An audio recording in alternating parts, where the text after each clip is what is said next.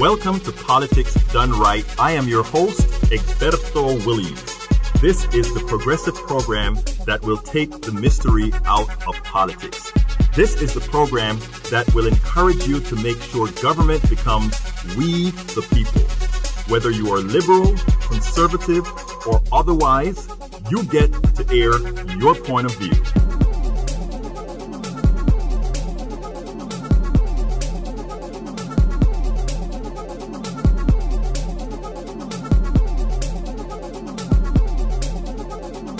Remember, you can also send me a tweet to EGBERTOWILLIES.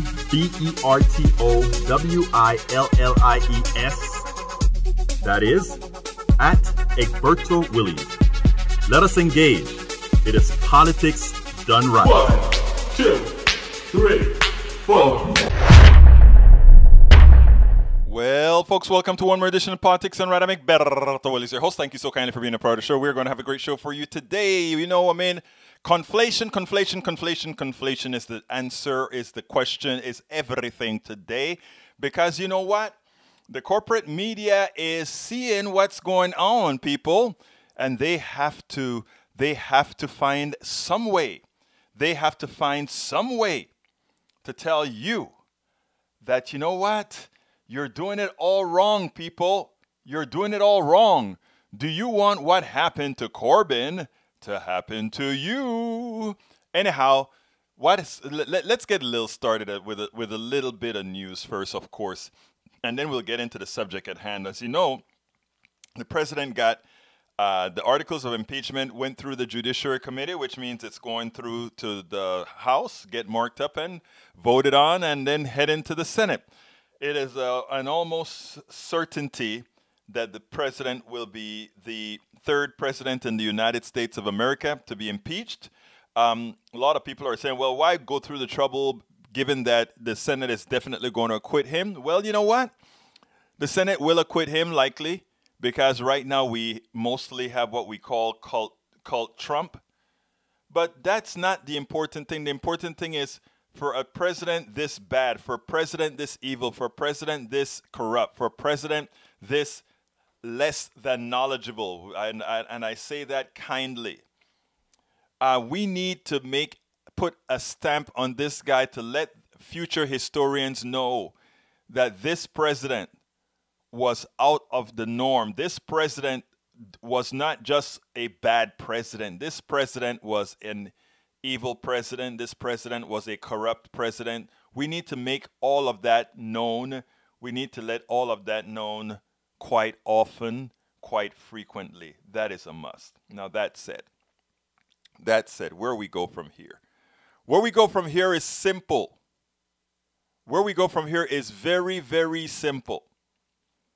What we have to do is not hyperventilate, not spend all our time on Donald Trump. I'm starting the show with Donald Trump because the Judiciary Committee completed a task. As soon as I'm done with this 5-minute or so monologue, as more people come on from the different networks that we're on, I will move on. Because there are much more important things for us to talk about. I mean, what happens to Donald Trump is going to have, personally that is going to have little effect on what's going on with people in people's lives right now. And what we have to do more than anything else is to convince people that this is the time, that this is the moment, this is now, the time is now for us to make a systemic change, for us to make a transformational change, and that there should be no fear in doing so. Because that is the biggest problem with America right now. They know what they have. What they have is telling them that what those others are offering is that much less, that much dangerous, would put them at risk. What we have to do is be prescient. What we have to do is to be complete. What we have to do is to be informed and not only informed on our issues, but informed on the issues of the people we claim to want to serve. If we want to serve you, if we are telling you the method, what we are bringing to you is better than what you have right now, we have to earn that respect from those we're trying to convince. Progressives, it's not enough to be right. It is definitely not enough to be right. A lot of people say, oh, well, you know, it's silly for people not to see things our way. It is not enough for you to be right. What we have to learn how to do is to be right. We have to learn to be empathetic. We have to learn to go where people are. In other words, not assume that they should know this. We must go where they are, and we must be humble. Because I tell you what, the opposite of Trump isn't a reverse Trumpism, isn't Joe Biden. Isn't Joe Biden calling people out? Even though it goes over well initially, that is not the opposite of Trump. So anyhow, what I want to do is I want to get started with the program. And as soon as this stuff comes up, I'll get started with the program. The title of the program today is Corporate Media Using Labour Party Defeat to Smear Progressives.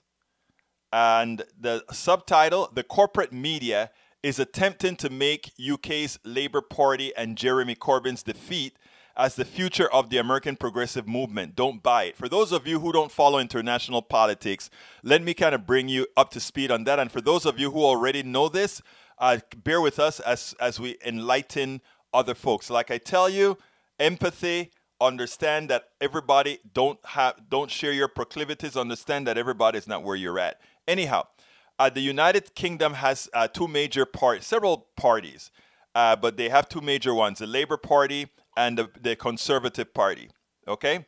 And right now, what's happening is the Conservative Party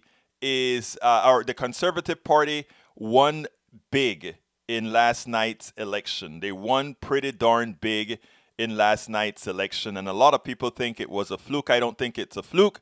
I think more than anything else, what we're looking at is we're looking at people or progressives and the Labour Party and these folks not really meeting the people where they are, not really giving them the confidence that they are going to be where they need to be. So I won't go into that in detail. What I'll do first, before I go further, is, let me just tell you this as well. I knew it was coming, though. It came quicker with a larger ferocity than I thought it would. Is UK's Labour Party's fate that of the progressive wing of the Democratic Party? The situation is not the same, though the corporate mainstream media will attempt to make it so. It is important that progressive stay the course instead of spending any time on the defensive, articulate policies we intend to put into effect, but most importantly,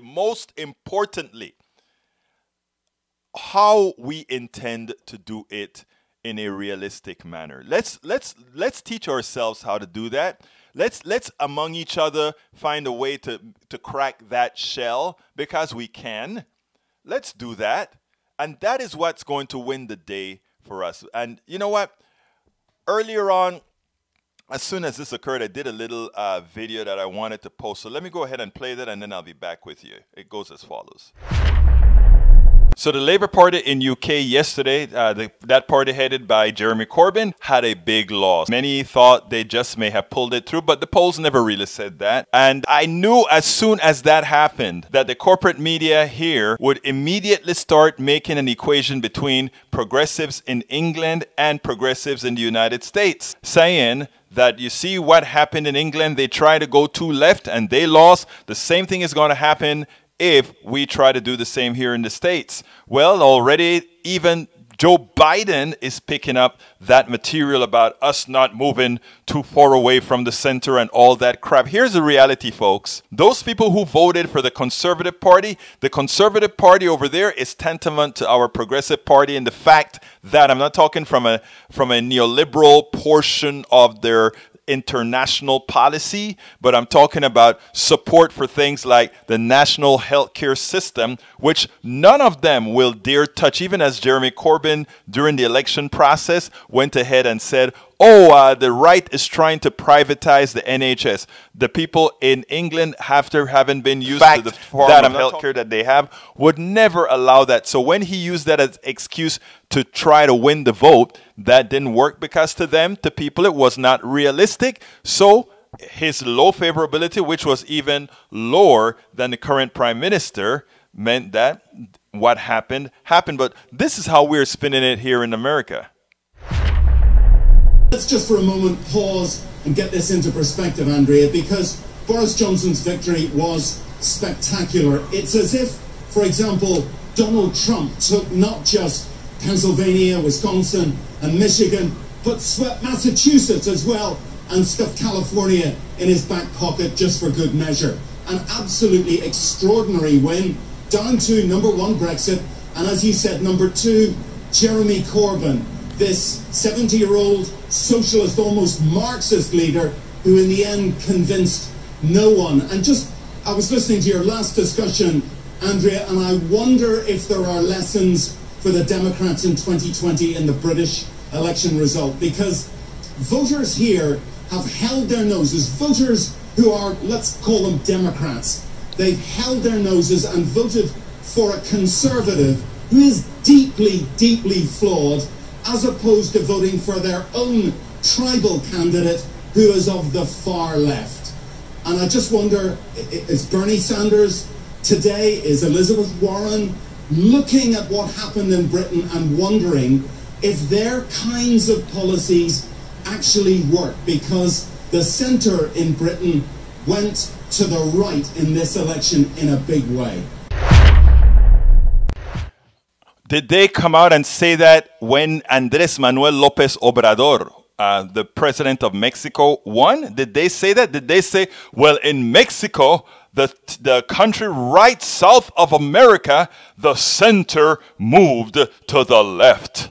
Did they say that? No. Did they say that to any other government that we are noticing that have moved to the left because they've noticed what neoliberalism has done to their countries and what it is doing to the rest of the world? They didn't say that, but they're looking for every little inch to say, oh, somebody moved to the right. Well, a UK moving to the right is nothing like America moving to the right, moving to the fringe. Folks, don't believe it, nor do not allow it to sell, nor do not allow your politicians to use that as an excuse. As soon as your politicians try to temper by saying, well, we need to move to some mythical center because, hey, look at what happened in England, look at what happened in the UK, let them know situations are different. We can make the case, we must make the case to America that what is happening over here in America, the pilfer that is occurring on the middle class and the poor must stop. It's not coming from the right. That stop is coming from progressives. Punto final. Okay, folks. So I hope you heard that. I saw a call a few seconds ago coming in from 409. Please go ahead and call back if you want to. You can go ahead and call back. What I really am trying to get across there, folks, is that we are going to have our mainstream media here do exactly what you just saw done there. The idea is we must make an attempt to bring these two together. In other words, they're going to try to equate what occurred in England to what's occurring here. We cannot, I repeat, we cannot allow that to happen. We must not allow that to happen. So again, the telephone number is 646-716-5812. Again, that number is 646-716-5812. And Lee Grant, welcome aboard, my friend. Hi all, President Trump drop of approval rate in RCP at 44%. Thanks for letting us know that. I think most people understand that. And then you kind of made a little quick where you says, oh, I guess that's a cult. That's a pretty big cult. Well, the idea is not about a cult. There are two types of people that vote for Donald Trump.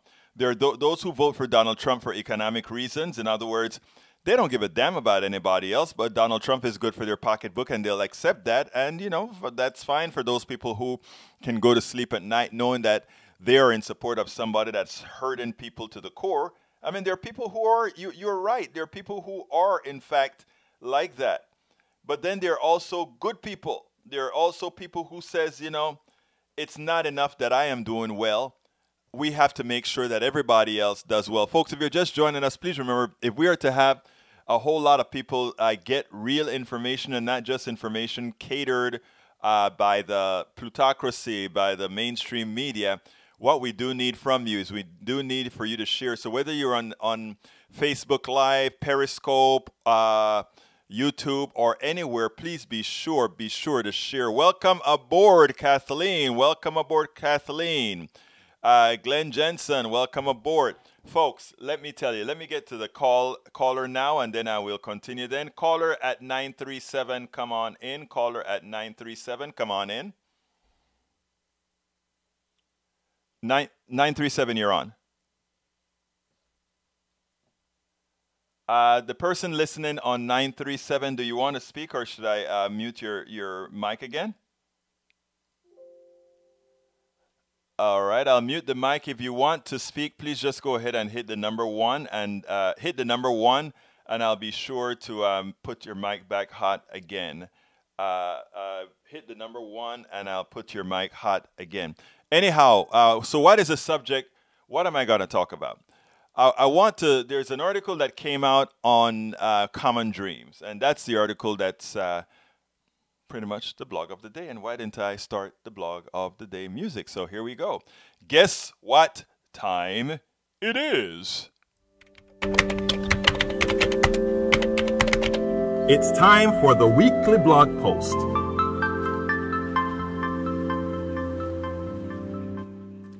Okay, here we go. Okay, folks, here we go. Now, the title of the blog is not mine. It's written by Jake Johnson, staff writer at Common Dreams, and it's the article that I want to analyze. And caller on 937, if you want to speak, hit the number 1 so that I can then make your mic hot. All right, the title. Okay, he hit the button. Let's go again. All right, let's see if you can come in now. Can you hear me? Okay. I can't hear you. Are you talking at all? Let's see if there's something that I don't have here because I can't. Oh, I can see why now. All right, there we go. All right, talk, sir. That's my fault. Mic was off. Okay, go ahead, sir. I can hear you now. Hi, Egberto. What's the topic? Are we talking the British election? We're talking the British election. Who am I speaking to? This is Anand. Anand, I'm curious. I gave an impression on the British election already with Corbyn and the Labour Party. I'd like to hear your point of view. So I've been talking with my colleagues here at work who lived in England, and then one actual English person. So it's a smattering of opinions. Okay. Yeah, I would say a couple things. You might want to look at British politics maybe like American politics 30 years ago. Mm-hmm. We're having, for the first time, West Virginia used to be an ultra-democratic state. And if you look at some of the people who lost last night, right, those were in the mining areas of north of England. And is this a permanent thing or not? But, it's really around 2000 where you see West Virginia become Republican after being solidly Democratic. And you're seeing the same thing. I'm wondering, is this the beginning for the mining areas of England in the north to become conservative? Is this permanent or not? I don't know, but you're seeing a sort of delayed dissolution of these industrial areas becoming conservative. Well, I know that the industrial areas in the UK, from what I've heard from several people that I know visit and have relatives out there, is that these industrial areas are not faring very well at all, and in fact, that is why nationalism is in such strong.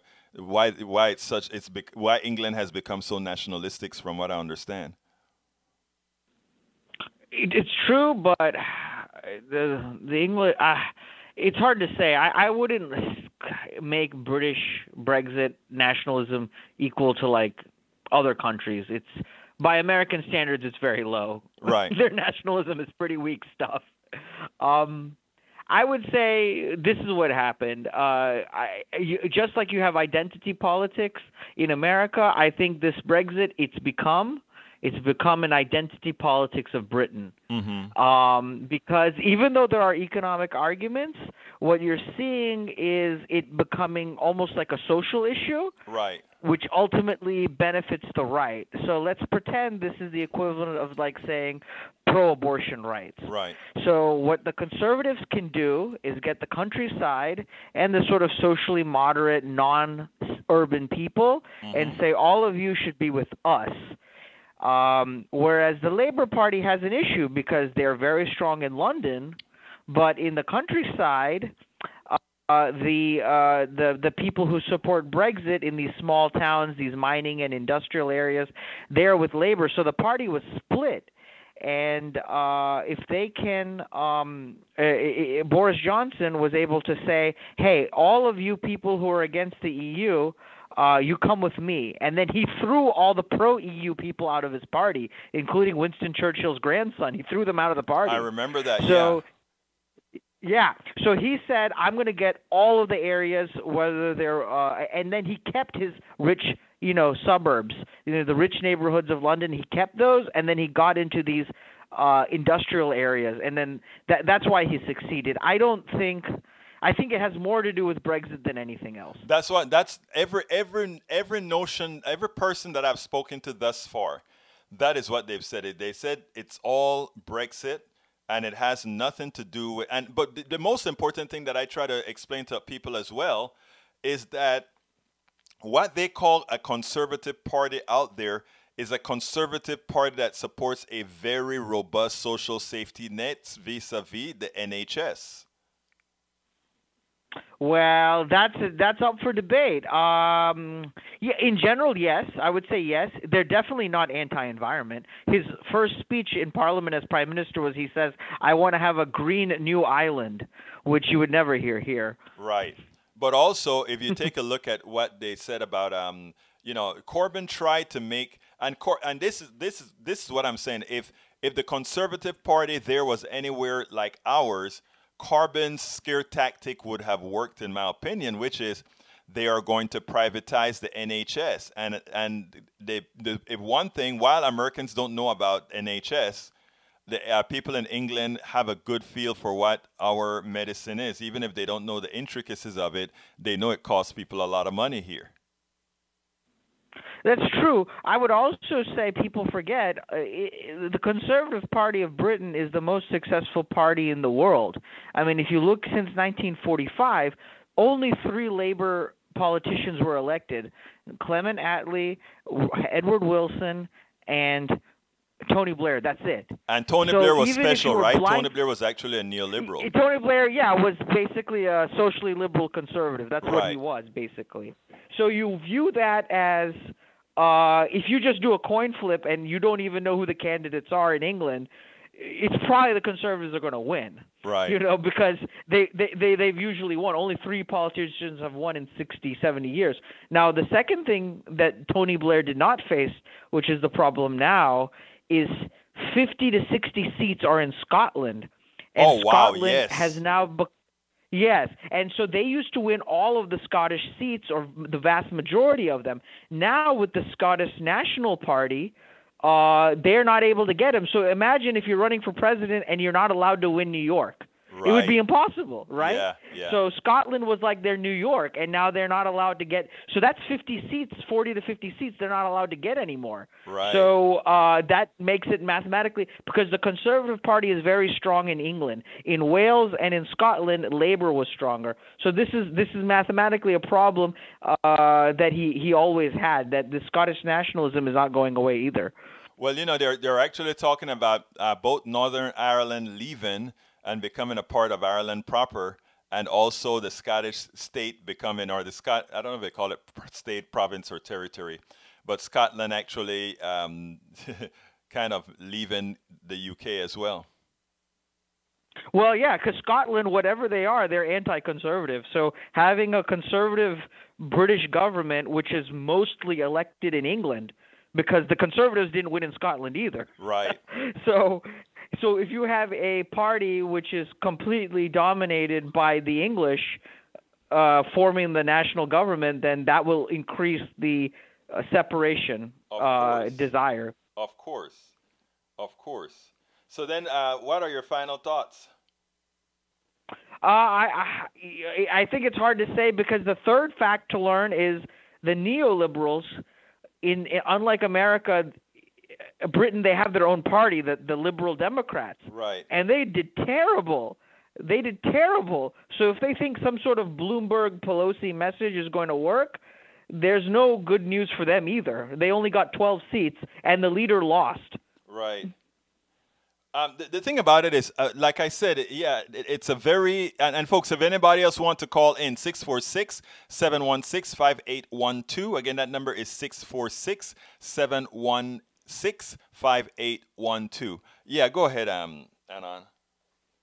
It's hard to say, because a lot of these working class areas, they wanted to leave, Right. And the true socialist left-wing position historically in the 70s and 80s was anti-EU. So it kind of was just a bad topic for labor in general. Right. And I think what they wanted to do, one of the English, there's an English worker here in my hospital, and he says, just give them a majority. We're tired of it. You've been talking about it for 3 years. Give him a big majority, get it done with, and then we can talk about something else. If we have to build the border, and then, negotiate it in 10 months, take it away. Right. Just get it over with. You can't talk about this for 3 years. It's ridiculous. No, I agree. I agree. The one thing that I don't want to happen here is, and because it can happen here in the United States, the mainstream media can start a narrative, and they've already given some red meat to Biden, and Biden is kind of saying, "Hey, you see what's going to happen in what happened in the UK," and then our baby boomers here are some of the people that are the most easy to scare. And they would just go ahead and, I guess I've got to vote for Biden, even though I don't like what he's. I mean, I think like I said in the piece that I wrote, I think we have to go out there and be proactive. And for those of some people are going to want to be on the defensive. Oh, well, when they say, I'm like, I don't want any progressive to be on the defensive. I want all progressives to be on the attack on a system that is killing people. I don't want I don't want progressives to somehow feel what occurred in the UK should slow us down. What occurred in the UK is somehow any relation at all with what we're doing here. Because the people in the UK, those who voted conservative, voted for a government who wants the NHS to be successful. Voting for a government, or rather, I won't say want it to be successful, but who won't dare privatize the NHS. Yep, that's a fair interview. That's a fair point, but don't forget to mention, hey, the Liberal Democrats, the neoliberals, the Bidens, they only got 12 seats. They got the worst. I think that is so important to note as well, and mark that, folks. The neoliberals actually lost big time in England, in the UK. I keep saying England in the UK. They lost because, and that is from every single province, right? What do you call them? What do you call these different Wales? They call them countries. Oh, they call them countries? They play. Yeah, it's one, because at the United Nations it's the United Kingdom, but in sports it's still England at the World Cup, right? Wales at the World Cup. They're separate countries under one nation. Right. But yeah, under one queen, I guess. That is interesting, huh? Because they really don't have autonomy. Yeah. Scotland has more autonomy than they used to have. No autonomy. Right. Then in '97, they got some local government with the Scottish Parliament, which they didn't have for like 300 years. And in '97, they got '98, they got a Scottish Parliament. Right. So that sort of, with their own self-government, they're feeling more confident that they can leave. Well, they don't want Brexit, so I mean that would be a good reason for them to leave. And Northern Ireland, with that border with the southern, with Ireland proper, they are not going to want to go through all those things that having a hard border is going to mean. So that is going to be interesting how all of that gets resolved. I agree. I think don't be surprised. This is the beginning of the end of the United Kingdoms. It's going to be the disunited kingdoms in 10 years, given what's happened. Ireland may split off. I don't think the United Kingdoms... Scotland may split. Yeah, I don't think they continue to exist. I don't think they continue to exist. And you know what? For the English, I wonder if they really care. No, I don't think they do. They don't think about the other countries of their kingdom. I'll give you a quick example, okay? I was I met a guy from Bristol. Mm-hmm. Anyway, I have to go. All right. Look, great having you, Anand. We'll talk another time, okay? Sure thing. Take care now. All right, folks, let's go ahead and go to the article. Biden parrots profoundly silly narrative that lesson from UK elections is Democrats should not go so far left. What? What does so far left mean, people? Can anybody tell me what that means? I am at a loss. Please tell me. What does far left mean in your mind? Because if there's one thing, there's nothing in America that is left. Many of us would love to see a left-leaning government, but you know what? It just ain't there. Anyway, here we go. Former Vice President Joe Biden Thursday night told a gathering of rich donors, you see where he's at? Of rich donors, that the Labour Party's crushing defeat in the UK general election represents a warning sign that Democrats should not nominate a left-wing candidate in 2020, a narrative progressives immediately condemned as highly misleading and pernicious. Look what happens when the Labour Party moves so far to the left. Biden, a 2020 Democratic presidential candidate, told donors at a fundraiser in San Francisco. Thursday, he said that. It comes up with ideas that are not able to be contained within a rational basis quickly. Stop. Listen to what listen to what this person who wants to be president of the United States, who wants to take care of the real material problems of American citizens says. It comes with ideas that are not able to be contained within a rational basis quickly, says Biden. All right, let's talk. What ideas are those, Mr. Biden? Please articulate to me what ideas of Bernie Sanders, what ideas of Elizabeth Warren are too far left for Americans. Please tell me. Do Americans deserve health care? Yes, you admit that you want that. What is your procedure for giving them health care? Well, we start with a public option, and with that public option, we hope to insure more people. Why jump to a public option instead of giving everybody insurance? Because you're still killing people. You're still having people die from not having insurance. You're still charging people these huge deductibles. I had a $10,000 deductible when I was on Obamacare. A lot of people continue to get hurt. Why continue that process? Please, Joe Biden, explain to Americans why you want to go in a piecemeal way, and then you're going to call what Elizabeth Warren and Bernie Sanders want to do they are not able to be contained within a rational basis quickly. Being rational is having people die? Is that where rationality begins? Okay, let's say, what else crazy does Elizabeth Warren want to do? Oh, forgive student loans. What does Bernie Sanders want to do? Forgive all student loans. Oh, let me see how crazy left-wing that is. Who pays for it again?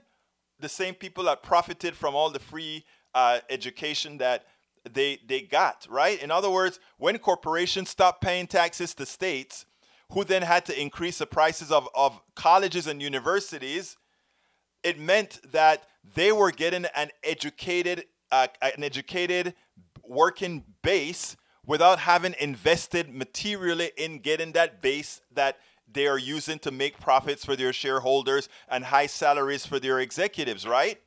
So it is left wing to say we are going to tax those people more to pay what they should have paid and didn't pay, so that we can forgive these loans that's also enriching other people with interest that is also guaranteed by the federal government in case they default. If that isn't white collar welfare, I do not know what it is. So, Joe Biden, Joe neoliberal Biden, please tell me, how is that not rational again? Okay, we talk about wanting people to go to work. We want all Americans to work. If you are able-bodied, we want you gainfully employed, right? Yes, we do. That's what we say. We want you gainfully employed.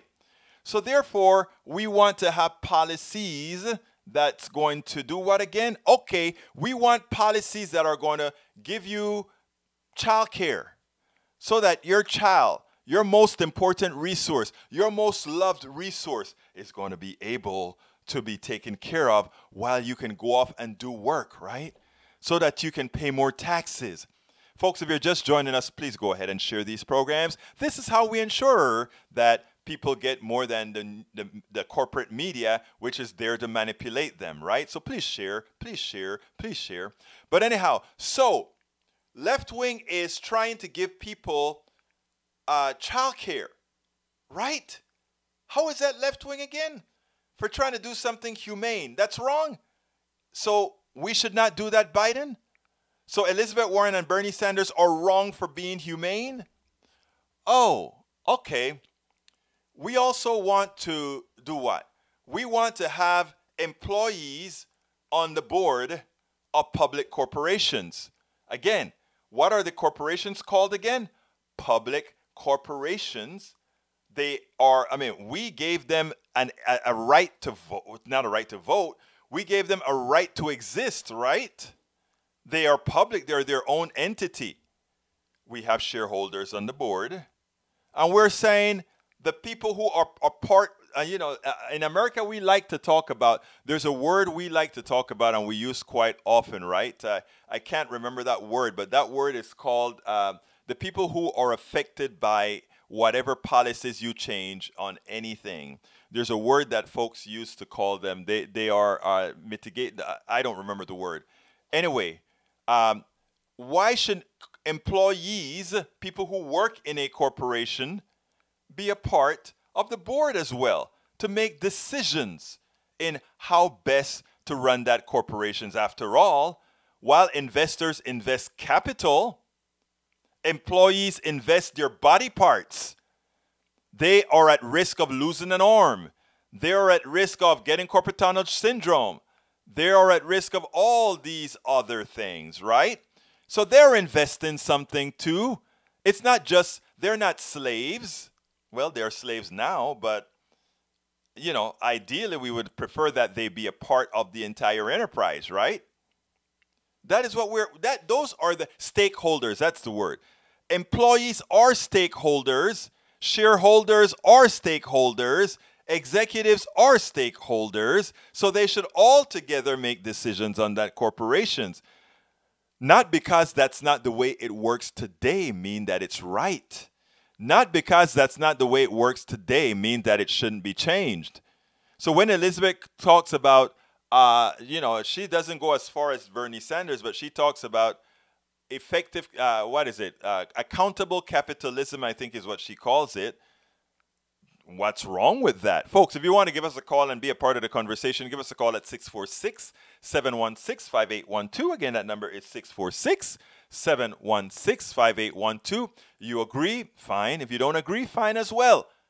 If you disagree, please call in and tell America why it is that these things that progressives are asking for are too left or on the fringe. We contend they're not. We contend that especially since most Americans want these things, that is what we should give most Americans. Green New Deal. What is wrong with saying right now we spend a lot of money on homes that are poorly insulated? It's costing us a lot more to burn fuel to warm them up, which throws a whole lot of stuff into the air. If we have policies that says we're going to start retrofitting homes, folks, if you're just joining us, like a bunch just joined, please share these programs. That is how we get the message out. The Green New Deal says this. Oh, we are going to retrofit homes. Oh, why are we going to do that?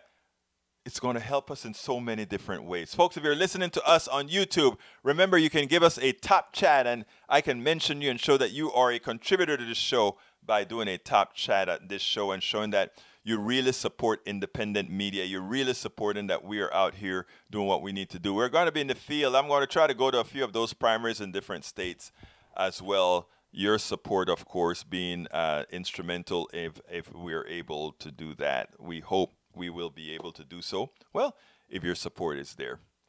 So what Biden is saying, folks, makes absolutely no sense. All right? It makes no sense. Lee Grant says, the far left positions I have the biggest problem with is the offer of a total reorganization of American society performed by people who, though well-meaning, have no idea how to implement their ideas. Why would you say that, Lee? You know what, Lee? I am very impressed with the first part of your statement, because you know that progressives want to do good, not only to ourselves, but to the entire country proper. What would give you the impression that we don't know what we're talking about? Let me give it a good example, okay? Clinton is not my favorite person, okay? It's not my favorite person. But he is the most liberal person until Obama elected. And as you get more liberal, I think you get more sensible. Take a listen to this.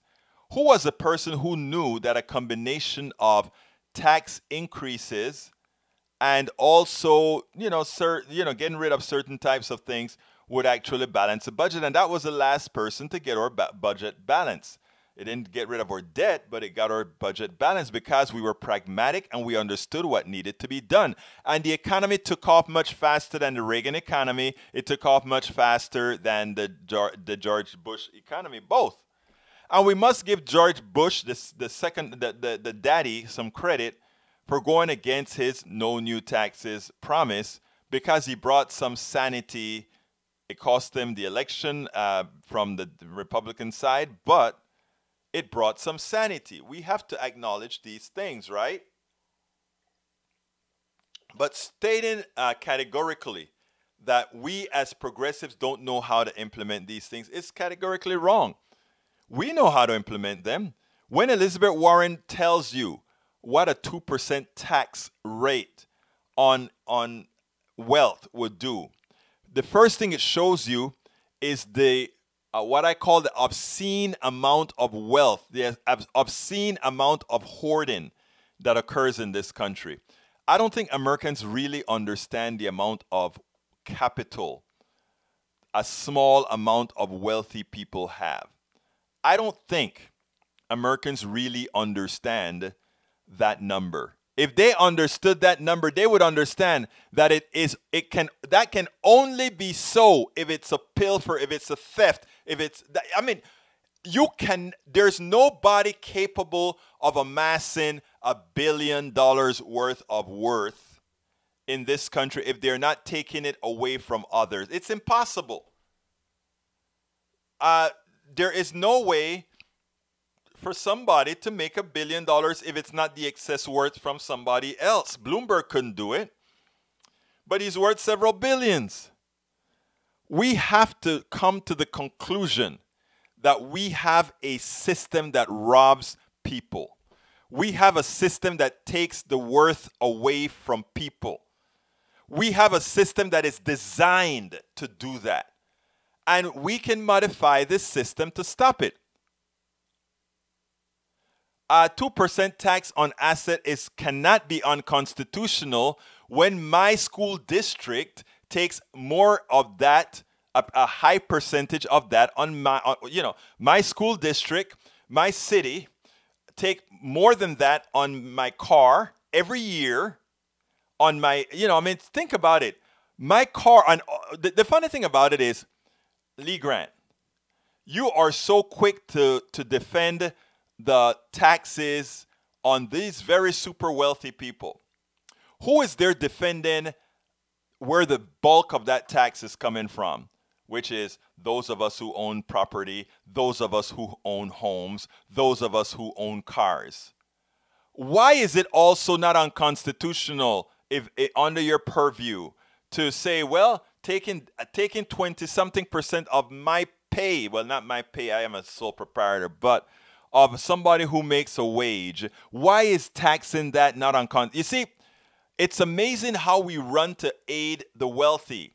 I don't know if you're wealthy or not, Brother Lee Grant, but we have to get that. It is an enslaved mentality that, or what I call also that syndrome. What is it? Some syndrome that allows you to, that makes you want to protect the person who is oppressing you.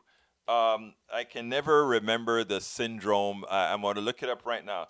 Syndrome, let's see, capture, let's see. It's called the, help me out here. Somebody tell me what that syndrome is. I have the smartest people on radio, the smartest people on social media. People trying to hurt you. Let's see. I need to find that. Not Munchausen sound syndrome. That's not it. That's the one when you try to hurt yourself. Stockholm. Thank you very much. You see, Lee Grant, I know you're a smart dude. And masticator. No, it wasn't Munchausen masticator, but Stockholm is the right one. Thank you, Mariner Junkie. And Masticator, thank you for chiming in as well. Folks, those of you that are on YouTube, since we have so many followers on YouTube now, we have this stuff called, you can actually do a top chat and support us. $2, $4, $20, $10. The other day, somebody threw $20 and say, hey, we love Politics Done Right so much that we want to make sure and support it and keep supporting it. Anyway, folks, let's see. We have about 12 minutes or so. Anybody wants to call in, the number is 646-716-5812, but I need to finish with this this article here. So I don't understand Joe Biden, right? Joe Biden really does not have much to talk about when he wants to say we are too much to the left. What Joe Biden wants to do is just go into office and say, I am not Trump. Keep the status quo, and my brothers and sisters all over the country, from those in Appalachia to those in the ghettos to those in the barrios to those in the suburbs to those everywhere else, will continue to have these high deductibles on their insurance plans, will continue to have all these co-pays, will continue. Do you understand that our insurance rate in 2019 went up by 20%? And they do it in a sort of a interesting way because they don't want you to know that your bill went up by 20%. So they increased it in a lot of different places. They increased a little bit your deductible. They increased a little bit your co-pays. They increased a little bit about what actually gets covered and not get covered. And by the time it was all over, you are paying 20% more out of pocket for your health insurance. That can't keep up. That is like a 20% inflation, folk. Is that what we mean trying to protect against that? Is that what's too left? Masticator, Lee Grant, Daniel Ledoux. I mean, that is taken. You guys are conservatives. You guys believe in freedom. Those policies are taking your freedom away. That insurance company that you choose is then telling you who you can see, what drugs you can take, or even if you can be seen, or if your drugs, you can take those drugs. All of you have kids. All of you have spouses. What are you going to say when there's this one thing to save your spouse's life and someone tells you, I am sorry, you can't. But you have Medicare for All that says this is the baseline that we have for every American citizen. Every American citizen has this right. And how is it paid for? We can afford it. If other countries can spend half what we spend and insure all of their people, we can spend twice what they spend and insure all of our people for much better care than what they're given. We just have to take the middleman out. We just have to take the people that are pilfering it out. We just have to take the people that are making up. You know, they laugh themselves to the bank. They look at you as fools. They say, wow, I can't believe we got away with this for so long. We offer nothing. Who would pay 20% to pay a bill? Who would say, okay, my light bill is $300 this month, but you got to give me $360? Who would say that to pay your bill for you? Nobody says that. But somehow we have allowed private insurance companies to do that. Who would say, I'm an investor in a company And when that company is successful, there are no dividends that come to me. And guess what? The capital gains also don't come to me. It goes to somebody else. But that's what the government does, because we create most of the drugs in universities and think tanks, not think tanks, and other research areas funded by the NISH. We do. NIH. We fund it. And then when it's time to make a profit, they sock us with a high price. And after socking us with a high price, they give the Treasury nothing. Niet. People, I'm not, you know you're being had. Don't let ideology, do not allow ideology to make you support candidates that are going to give you bad policy. Do not accept ideology that forces you to elect candidates that are going to give you bad policies. Anyway, Biden's remark mirrored the immediate post-election reaction of centrist pundits on Twitter late Thursday, as exit polls results made clear that Labor-led Jeremy Corbyn lost decisively. Warning from across the pond to Dems flirting with Bernie Warren, tweeted National Journal Politics editor Josh Krashar, referring to leading 2020 candidate Bernie Sanders and Elizabeth Warren. Krashar argument, echoed by many on social media, was soon expressed in Friday morning news headlines and television programs. I got up and I'm doing my workout. I'm working out on my treadmill. I turn on Morning Joe. I love to watch Morning Joe because look, you don't have to like Morning Joe, but Morning Joe does get a chance to put on different points of view, and a lot of times you do hear different points of view. I know some people would dispute that. You won't get the very liberal point of view. But if I want to get the very liberal point of view, I know I cannot go to broadcast media. I have to go to my online independent media. That's where I get real news. Anyhow, that's the narrative that they took today. Oh, we better be careful. Krashar argument echoed by many. So Corbyn's UK defeat was bad news for Sanders, Warren, and America's left, blared NBC News first read headline on the UK election result. Last night's election showed the limits of campaigning and winning on ideology, wrote NBC's Chuck Todd, Mark Murray, and Carrie Dan. A socialist or very left-leaning message inspired to turn out young voters and unite the working class simply didn't work. No, that wasn't the message. The message in England was Brexit and, hey, the Conservative Party is going to take away NHS from you. And everybody knows NHS is going nowhere. So any party that's dependent on saying NHS is gone in England, that's not enough of a force to scare people, because folks know anybody messes with NHS, it's like messing with Social Security here in the United States. When Obama tried to even Obama, a purported progressive, was going to do change CPI, he couldn't get it done. When George Bush tried to privatize it, he couldn't get it done. You can't touch it. You know why? And that is what we have to do, not only with Social Security. We have to make sure that you can't touch healthcare either. You know, we have to do that. But you know what? We are going to be clear. Let's see. Daniel Ledo says, I think it's pretty clear that the Marxist leftist progressivism is on the descendant in the West. Still dangerous, but the upward trajectory has been stopped. I think you better take a look at even to get it stopped in South America, the CIA had to somehow get involved with Bolivia's, with Morales in Bolivia, and Morales kind of cooked his own goose for being for doing certain things. I won't go into what I don't know. And when it comes to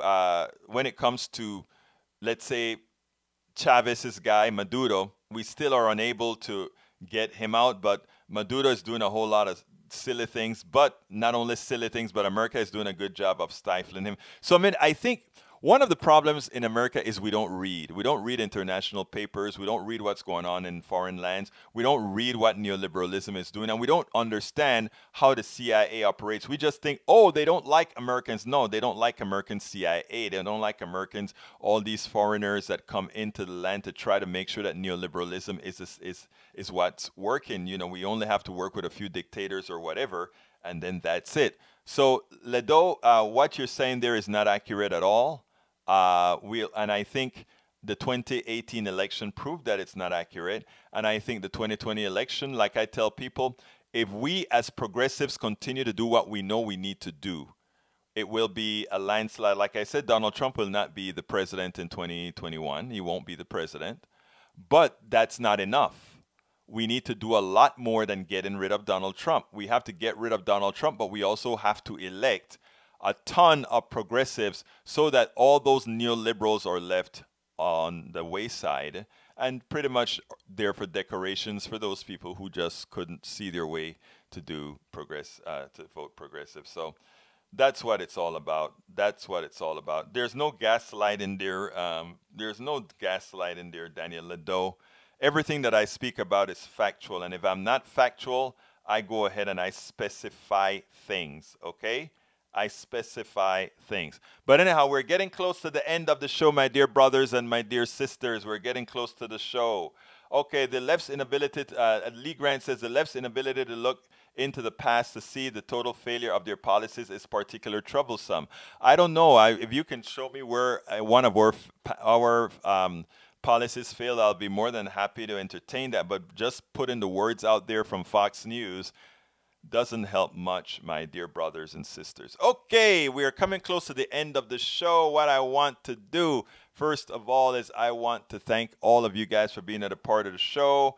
War on poverty, there are other reasons neoliberalism stunt the war on poverty. Neoliberalism is the greatest creator of poverty, not only in the United States, but around the world. Around the world, neoliberalism equal putting people in debt, putting people in pain. That's neoliberalism, not progressivism. All right, folks, please go to store.politicsdoneright.com. We have this new T-shirt out. Trump begging Nancy Pelosi not to impeach him. Think about it. Wear that shirt. Give that shirt to somebody for Christmas. Store.politicsdoneright.com. Store.politicsdoneright.com. You can support us also going to Patreon. Patreon.com/politicsdoneright. And what I'm doing right now is I'm putting some links into our feed so that those of you who have the wherewithal to support Politics Done Right, you just have to make a click on it and you can support Politics Done Right. We do need your support. There are a lot of things happening. We're hoping that we get a whole lot of support at the end of the year so that we can start planning on going to some of the primary states, maybe to do some exploring, et cetera, to see how things are going, to kind of talk to people on the field, people on the ground. We can only do that with your support. So if you are on YouTube, why don't you give us a chat up or a top chat or a super chat or one of those things? I'd love to see it. So far, we just got authorized to do that a few weeks ago. We've gotten a few of them, and I'd love to see some more of our super chats, $2, $4, $5, $6, just to show that, hey, I kind of appreciate what you're doing out there, and I want to make sure that you can continue by making sure all your equipment's together and all that good stuff. You can also go to our GoFundMe. That list is in that link is in there as well to support the new hardware that we need to improve on the performance on our system. And likewise, you can go to our PayPal.me to support the program. There are a lot of ways to support it. So I'm going to say them. I'm going to list them real quick, and then I'm going to close the show. You can go to patreon.com/politicsdoneright. That's patreon.com/politicsdoneright to subscribe to the program. Very inexpensive to subscribe, whatever you want to provide. You can also go to gofundme.com/independent-media-upgrade. Again, that is gofundme.com/independent-media-upgrade. And that way you help us upgrade our system. Or you can go to paypal.me/politicsdoneright.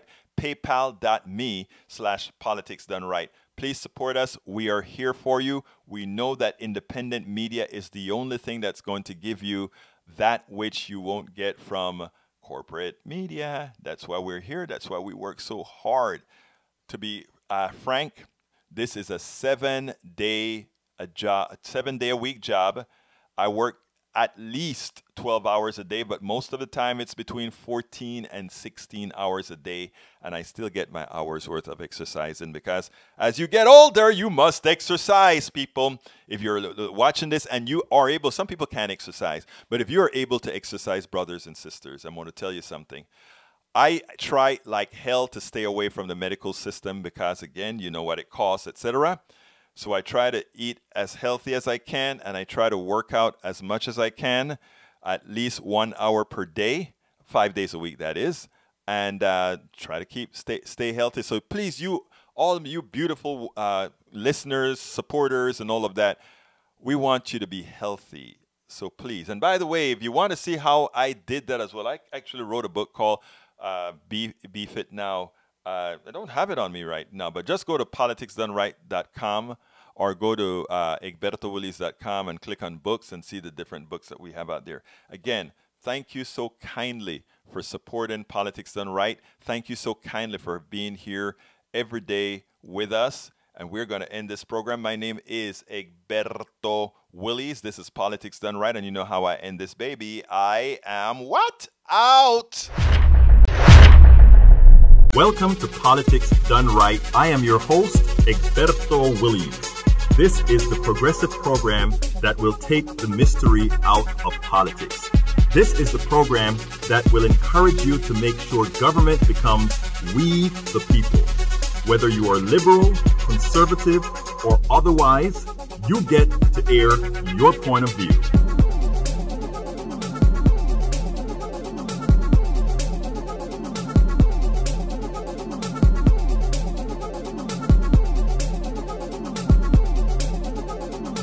Remember, you can also send me a tweet to EGBERTOWILLIES. That is, at Egberto Willies. Let us engage. It is Politics Done Right. 1, 2, 3, 4.